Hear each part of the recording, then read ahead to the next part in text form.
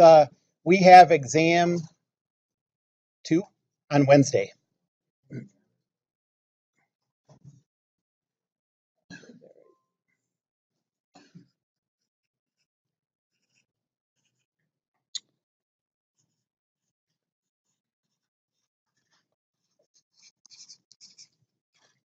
That's the 27th. And the topics are going to be everything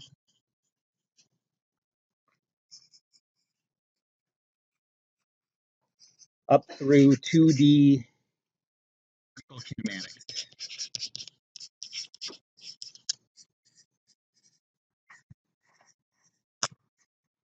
But there's one more topic we still have to talk about. That's relative motion. We'll do that today. It's really no different than it was in 1D, but I'll show you how that works. And then people who are registered, so it's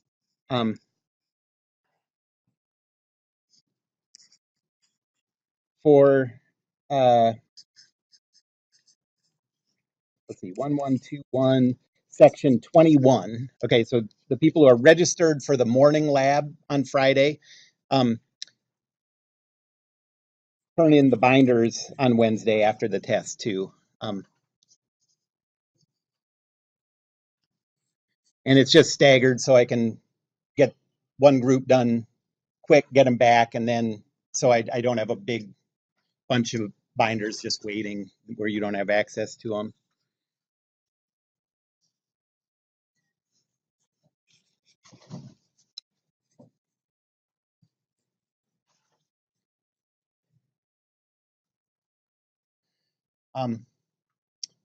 When you turn in your binders,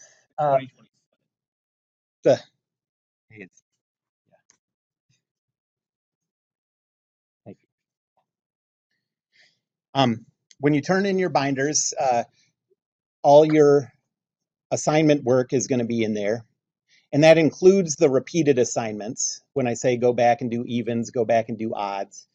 So let me just clarify what I'm talking about when I say, okay, so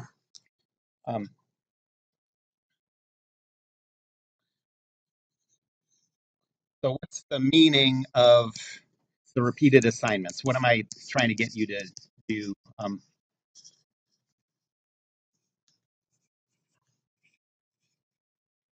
Okay, so for example, let's say 4 weeks ago today,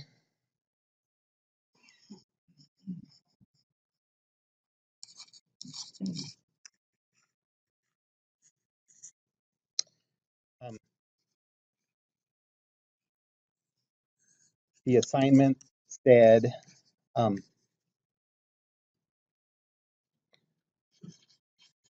read a bunch of stuff. That's not relevant for what you'll turn in, although I could have you turn in an MP3 of you reading this stuff, I suppose, but I'm not going to do that. Maybe next semester.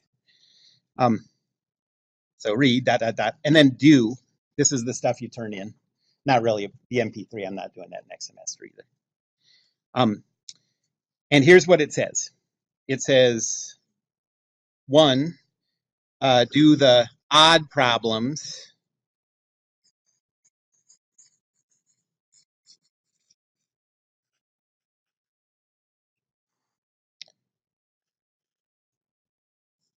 from 4 weeks ago.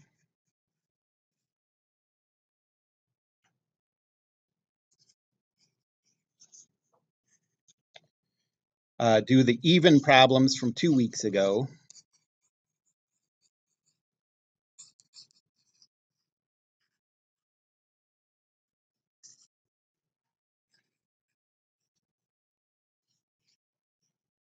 And then let's say it says,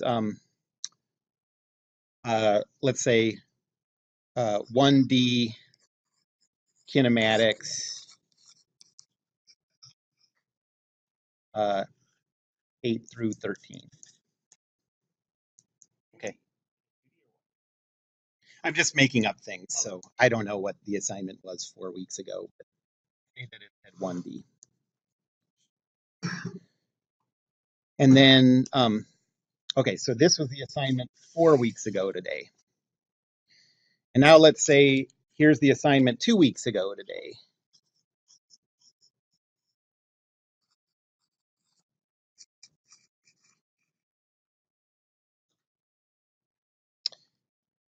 It would say read a bunch of stuff, and it would say do, and it would say the odds from 4 weeks ago, the evens from 2 weeks ago, and let's say here it says 2D kinematics,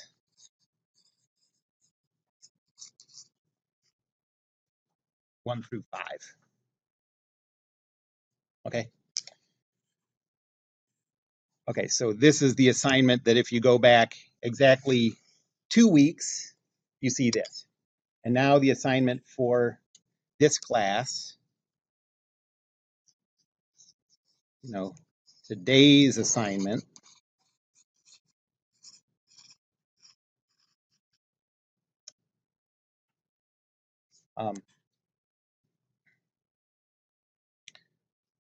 says read some stuff, and then it says do the odds from 4 weeks ago, the evens from 2 weeks ago, and then let's say it says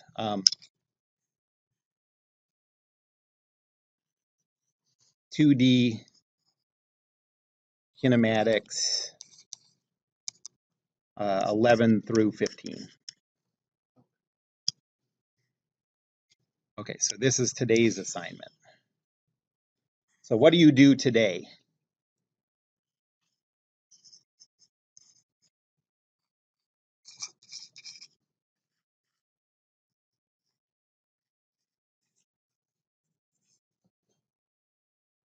So the answer is go back 4 weeks ago, and all we're looking at is this new assignment from 4 weeks ago, 1D kinematics, 8 to 13.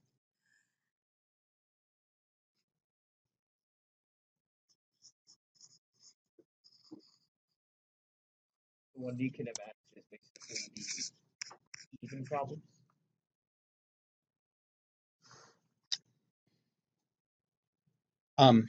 Yeah, I'm just a little bit confused, but So on this day, you go back in your, you go back in your calendar 4 weeks, and you see a date, and that day is this, okay? And there's this old stuff, the reassigned stuff, but there's also a new assignment. That's 1D kinematics 8 to 13. And it says do the stuff from 4 weeks ago odds. Okay. So you're going to do 8 to 13 odd, or 9 to 13 odd, since 8 is even.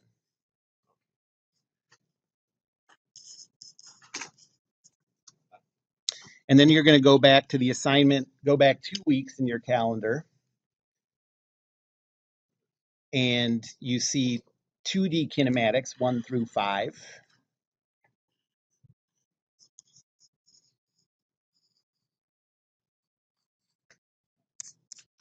And this one, you just do the evens. And then you do, in addition to those, the new assignment, which is 11 to 15. Okay, so that's the assignment that you're supposed to do on today. Okay, it could be even 11 to 15. no. So read through this. I mean, you should, you can, if you try to understand what I'm talking about, you can understand from this.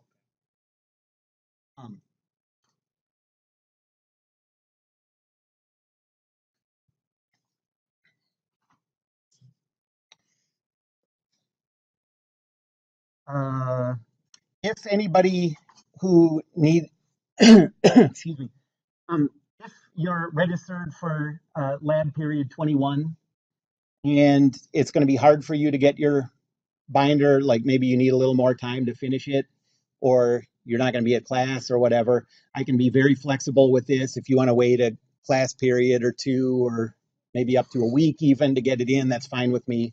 But try to get it in as soon after this date as you can, because you don't want to start getting stuff to bunch up, like while you're working on the old stuff, this new stuff is piling up. So that's all. Um, any questions about the binder? So if you're picking stuff in the will we give you the binders the next day or no? Sure. Okay. Any other questions about it? Yeah. Uh, hmm. I might be able to get them. We'll see. It won't be very long. It definitely won't be a week, but maybe the next day might be hard, but I'll do my best.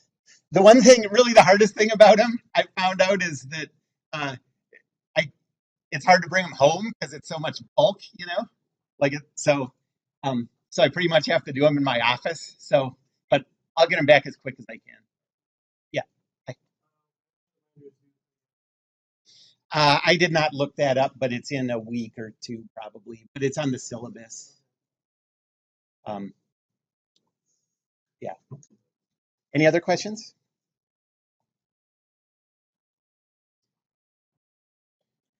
Um, all right.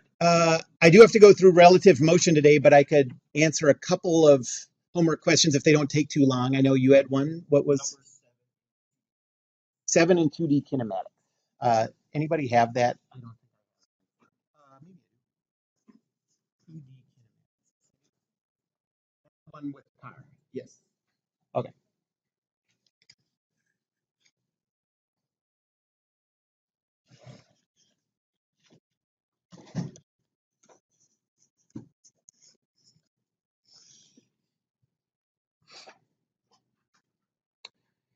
Um,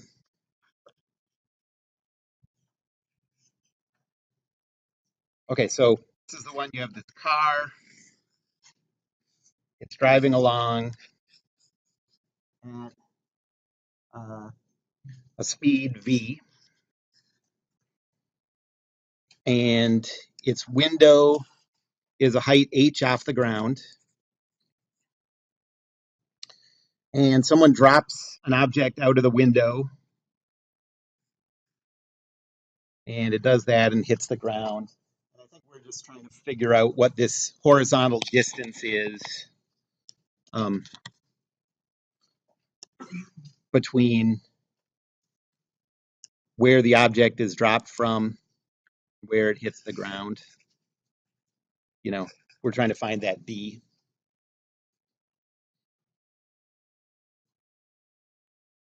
Um,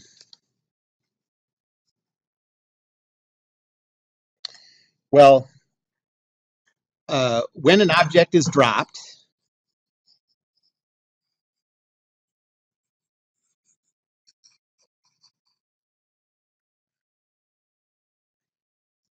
its initial velocity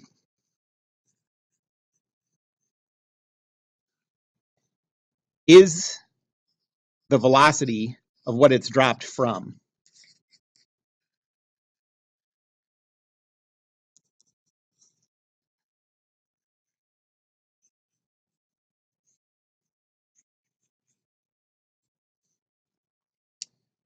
We saw that in one dimension, and it's true in two dimensions. Now it's just that the velocity is a vector now instead of a single number. Um, so if we choose a coordinate system, the way I always choose it is on the ground, beneath where the object is at time equals 0. So there's my x, there's my y. My time equals 0 um, is the instant that it's dropped. My time t is the instant that it hits the ground.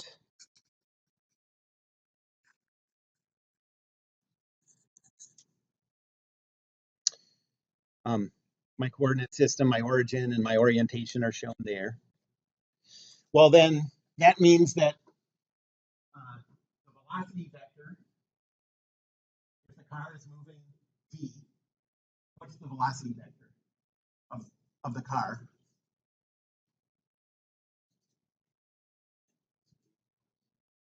Yeah, v is in the positive x direction. Or if you put the tail here, that's an angle of 0. So you could do it as v times cosine of 0, v times sine of 0. Or you can just see that it's in the positive x direction only. Either way, what you get is a vector v0. And so that vector v0 is also the initial velocity vector of the object when it's dropped.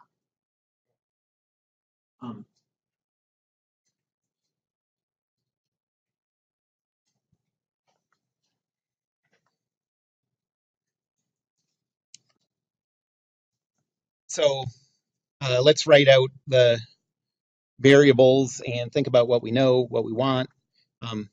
So there's a time t, there's an acceleration vector, there's an initial position vector, a position vector at time t, an initial velocity vector, and a velocity at time t.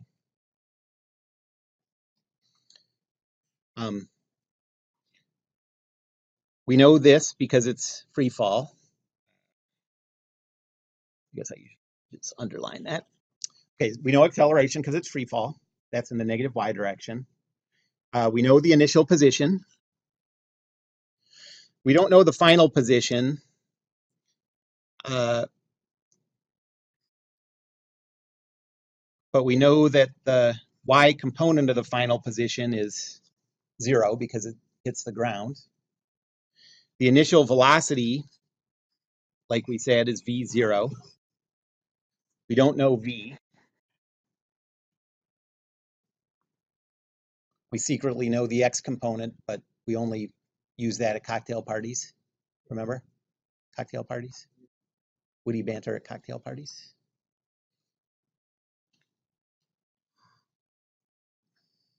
We know the acceleration is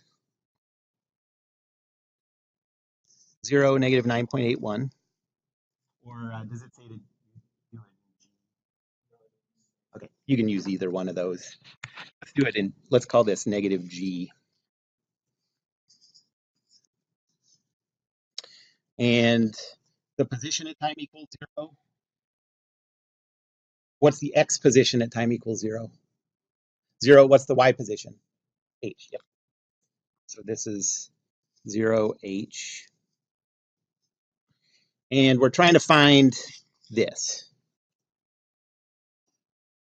Okay, is there an equation that lets us solve for p of x? You know, an equation that has p of x and everything else in the equation is known? I think the answer is probably no. So then what do we do at that point? Well, remember the one variable that is especially useful in 2D kinematics is t. Because t is the one thing that switches over between the x and y equations. So we're going to try instead to find t, the amount of time it takes to hit the ground, and then use that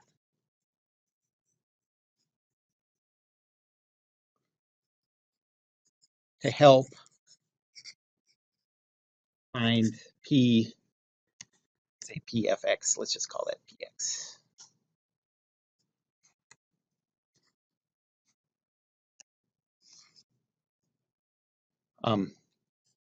Okay, so is there an equation that has t in it and everything else in it is known? Yeah, so we can use py is equal to p0y plus v0y times t. That's 1/2 ay t squared. And that says 0 is equal to h plus v0y is 0 minus 1/2 g t squared. Bless you. And so 1/2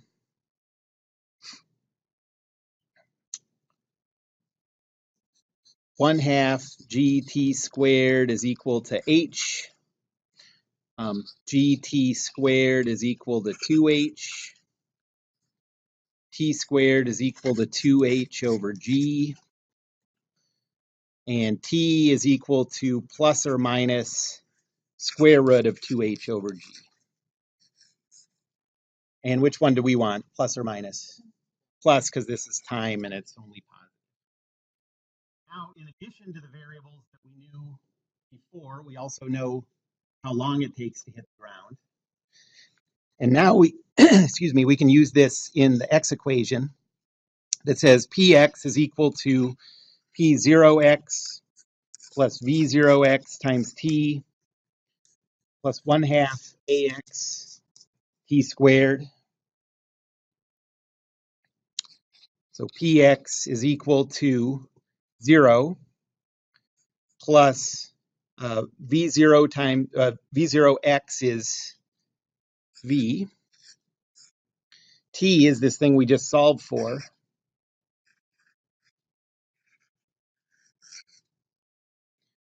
Ax is 0, so that goes away.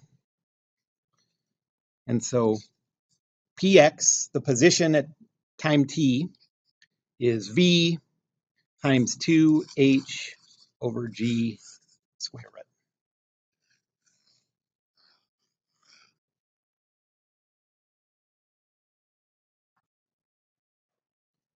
Any questions about that?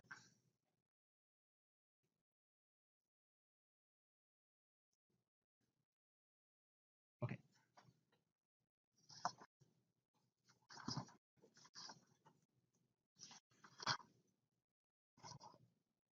So the last thing that I have to talk about in particle kinematics in 2D is relative motion in 2D.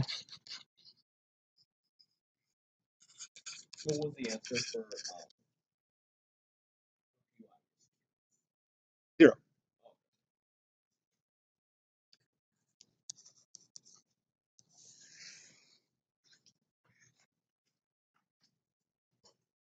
Okay, so in 1D, we had these relationships that position of A relative to C is equal to position of A relative to B plus position of B relative to C.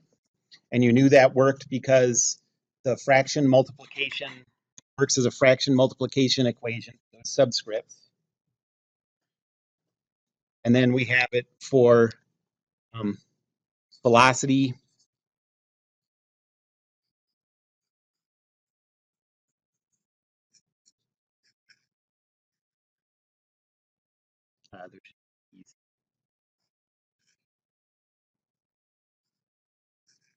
And then acceleration. Acceleration of A relative to C is equal to acceleration of A relative to B plus the acceleration of B relative to C.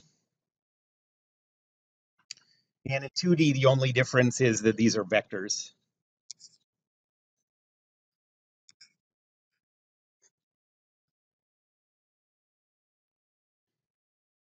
So let me give a couple examples of this.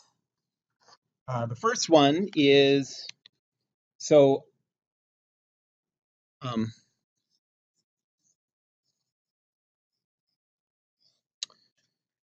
this is like the 2D version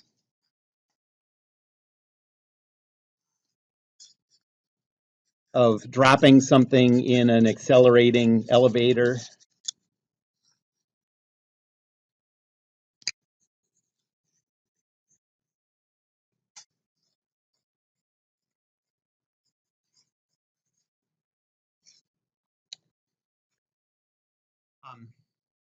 So let's say you're in this car. It's conveniently a convertible without doors, so we can see what's going on inside.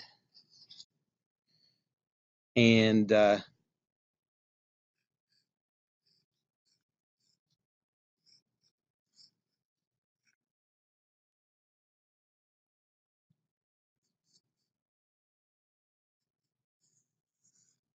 here's you.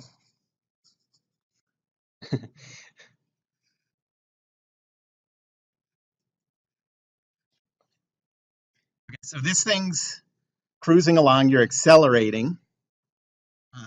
So what I'm doing right now, those wheels look a little small.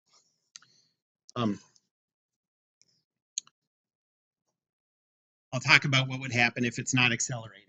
Let's say that it's accelerating. Well, actually, let's say this is probably a more common case. So the velocity is this way, right? But let's say that its acceleration is this way. What would that mean? What would be happening if you had a big acceleration backwards? It's slowing down, so like you hit something or slam on the brakes or whatever. Um, and let's say that it's backwards at 100 meters per second squared. So that would be the vector if the coordinate system's oriented like this.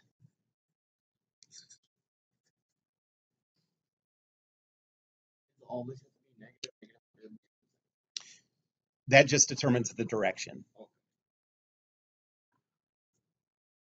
Um, so if somebody in the back, okay, is taking a cell phone video of this,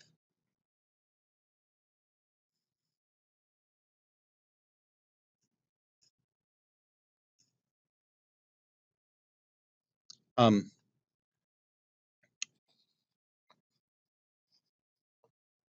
what's the acceleration vector that would be observed by a passenger? So, you know, like if you played back this, if you played back the video from this cell phone um, and tried to, based on distances you knew inside the car, and you tried to piece back together what was the acceleration that you saw of this object that was dropped, like a cup of coffee flies off or whatever when you slam on the brakes. What's the acceleration that would be observed by the passenger of the object?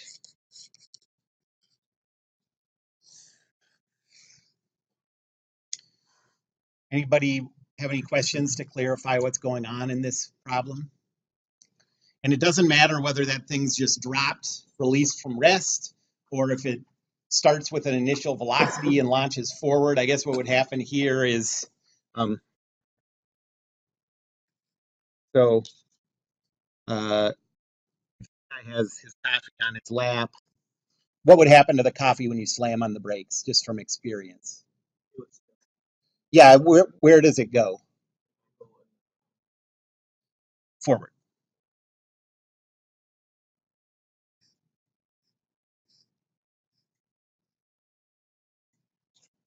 Okay, so we know that the coffee is going to fly off the lap forward. Um,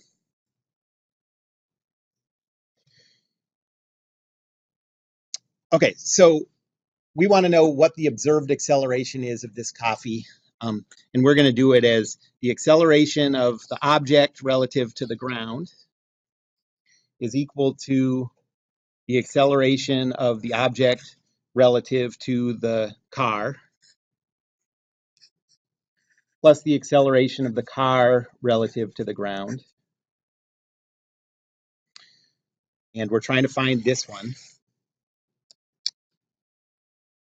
What do we know about the acceleration of the object relative to the ground?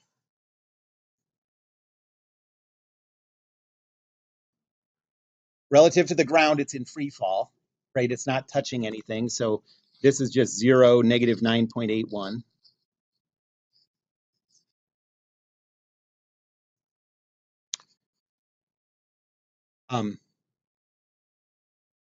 We don't know this. And the acceleration of the car relative to the ground, that's the thing that's given.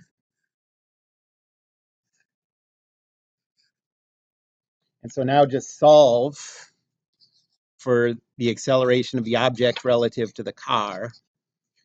And you get positive 100 negative 9.81 meters per second squared. So what does that vector look like? What direction is that vector in, roughly? Well, first tell me what quadrant it's in. If the tail of this vector is at the origin. And it's going to be something like, this. Okay, magnitude a little bit bigger than 100. And so what that says is during this period of acceleration, slowing down, it looks to an observer in the car like gravity, if you don't know anything else about what's going on, it looks like gravity is pointing, gets really big all of a sudden, and is pointing in a direction that way instead of straight down. Which is why the coffee goes flying off the dashboard or whatever.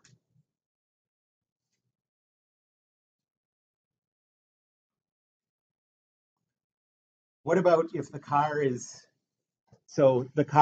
not accelerating, it's moving with a steady velocity of 50 miles an hour. What's the observed acceleration of the coffee then? So it has a constant velocity vector. What does that tell you about the acceleration vector of the car? The acceleration is 0. Constant velocity means 0 acceleration. And so then if you go back to this equation, now we're trying to figure out what an observer in the car thinks that the coffee is doing. The acceleration of the car relative to the ground is 0. The acceleration of something in free fall is this. And so the acceleration observed in the car is just the gravitational acceleration. So if you're moving with a constant speed, from the experience of being on smooth moving things like trains or whatever, like you can be moving really fast and feel just totally normal. Nothing's accelerating or anything. And that's because constant velocity is 0 acceleration. Things are only weird during those periods of acceleration. That's when it can look to you as an observer like things are accelerating out of the blue in funny directions and whatever.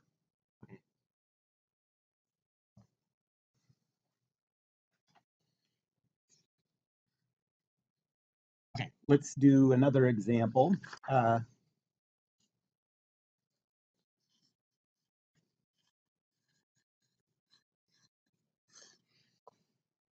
So let's say that there's this launcher on a little cart,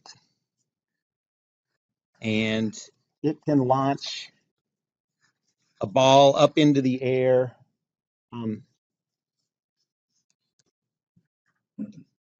So this launcher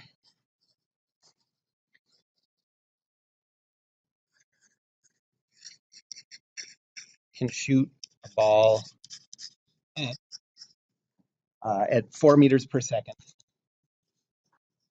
So at the instant the thing leaves the launcher, it's moving up at 4 meters per second. And now, instead of this thing being at rest and launching the ball, this cart is moving this way at 3 meters per second.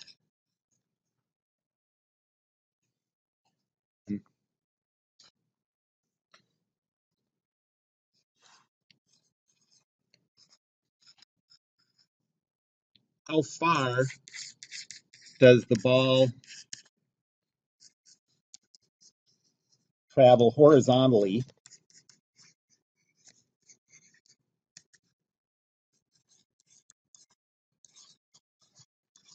before it returns to the height of the launcher, to its starting height?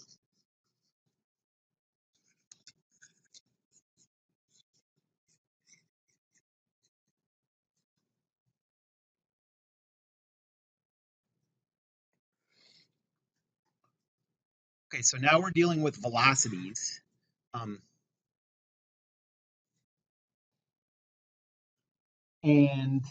we're going to use the velocity relative motion equation to figure out what the initial velocity of this ball is.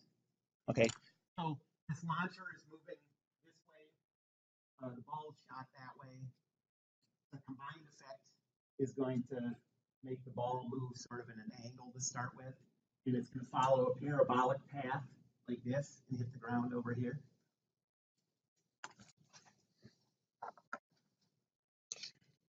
Okay, so I'm going to set this up as the velocity vector of the ball relative to the ground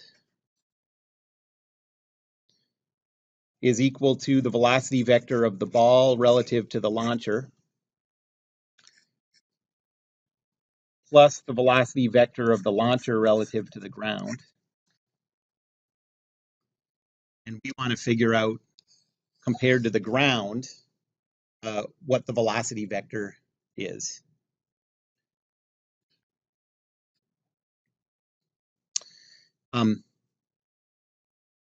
So velocity of the ball relative to the ground is equal to, what's the velocity of the ball relative to the launcher? And it's a vector, yep. That would be horizontal. This is up, so it's 0, 4. And what's the velocity vector of the launcher relative to the ground? The launcher is moving 3 meters per second in the positive x direction, so 3, 0. And so an observer on the ground sees this ball moving initially with this velocity vector.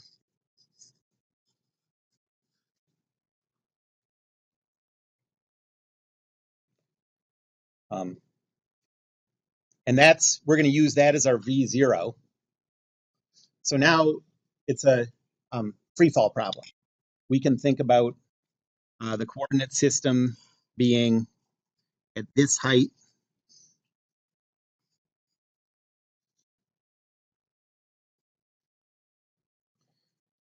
time equals 0 is the instant that it's launched.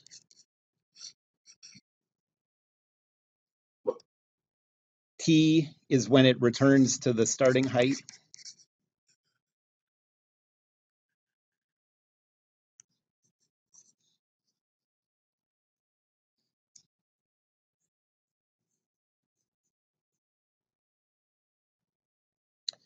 And the coordinate system, let's put the origin, like usually I just let the picture describe this, but I want to be clear about something. So the origin is at the start point,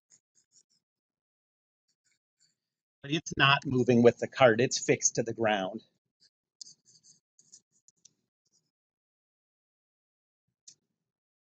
And then the coordinate axes are shown. And now let's think about what variables we want to find, what we know. Total time, we don't know that. The acceleration is 0, negative 9.81.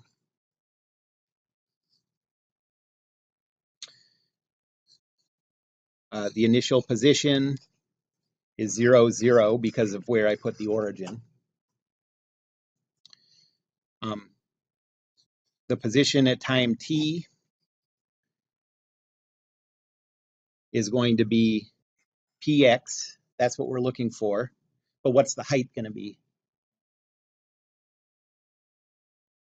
0, because it's returning to that starting height.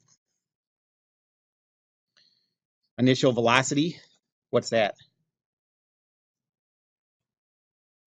Yep, 3, 4.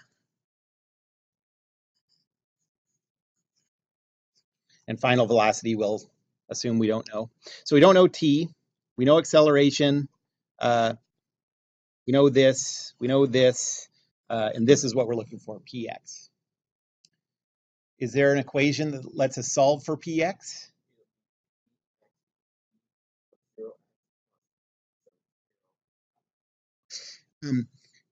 That won't work because we don't know t and we don't know px. So we have one extra variable that we don't know what to do with. Eventually we'll use that one, you're right. But our strategy is going to be the same as it was in the 2D problem with dropping the ball out of the car. Nothing works here. So we're going to start by finding t.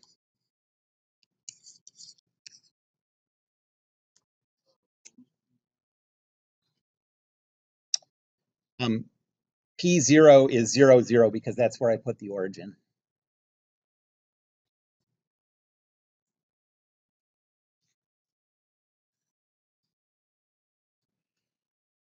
So to find t, we'll use py is equal to p0y plus v0y t plus 1/2 ay t squared. And so 0 is equal to 0 plus 4t minus 4.905 t squared. And so that's the same thing as 0 is equal to, we can factor a t out of both of these.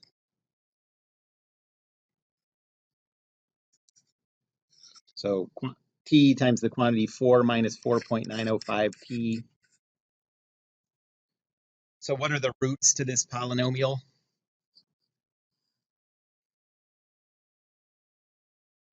0, yep. And then the second one is, can someone, going to be 4 divided by 4.905. The only way this polynomial is equal to 0 is if either this is 0 or this is 0. So what's 4 divided by 4.905? 0.82. Okay. In this case, these are both valid times. 0 is a valid time. So how do we know which one of these we want and which one we don't want?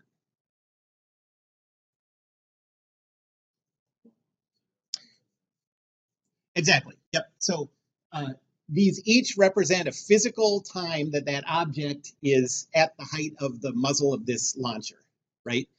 At time 0, it's just leaving. And at time 0.82 seconds, it's just returning. And so we want this one, not this one.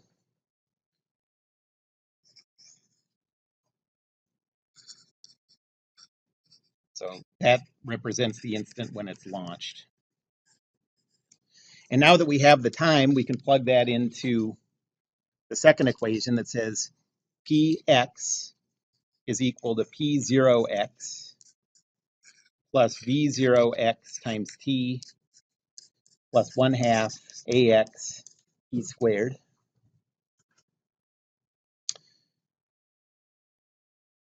So px is equal to, what's p0x? 0. What's v0x? 3, yep. T is 0.82. This term is 0. And so px is equal to 2.46 meters. Okay. Anybody have a feel for where the launcher is when the ball returns to that height? So we know that the ball is going to do, okay, so here's the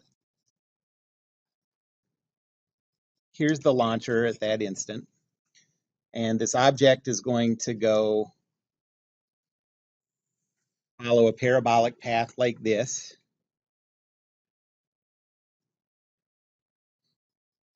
And this distance is 2.46 meters. In the time that the ball is in the air, the launcher is still moving that way. Is the ball going to end up in front of, like, is it going to go farther than the launcher? The launcher will be like here somewhere. Or is it going to go less far than the launcher? The launcher will be here somewhere. Or is it going to be exactly keep pace with the launcher and land back in the muzzle?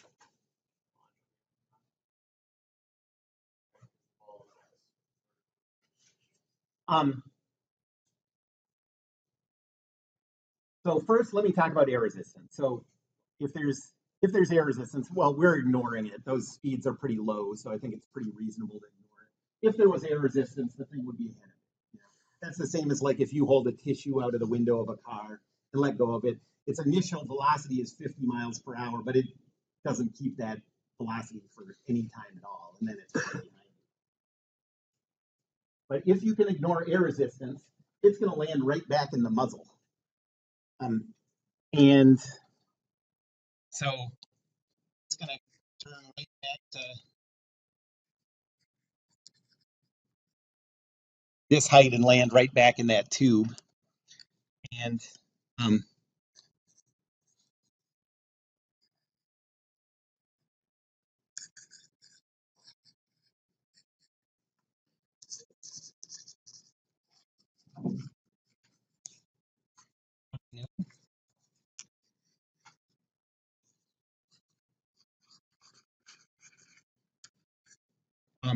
for free fall problems, you can use any coordinate system that's inertial.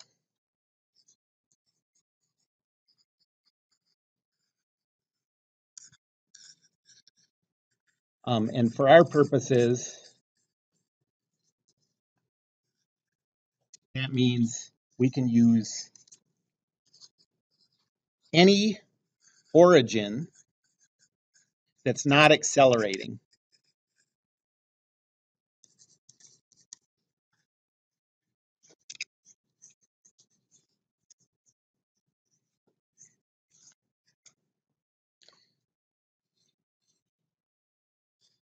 So let the origin now move along with the launcher.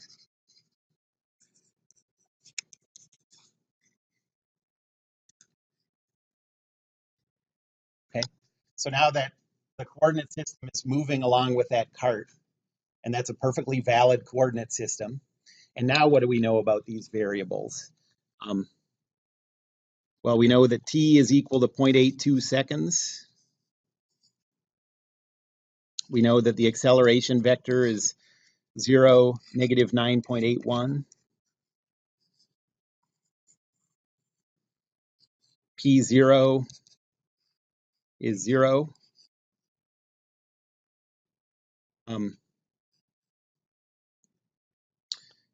P is, let's solve this again. We'll find Px, and Py is 0.